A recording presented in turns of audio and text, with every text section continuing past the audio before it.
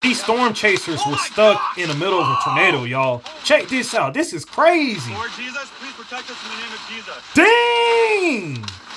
And then the power lines fell. But wait, there's more. Man, when I was looking at this video, I was shaking my head. Look at that. Man, I'll be praying too. Man, I can't even imagine being in a situation like that. Good grief.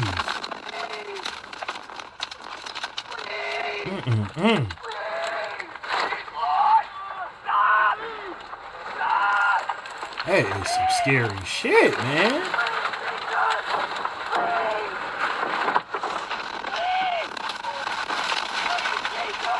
I'm just glad that nobody ended up losing their life, man, for real.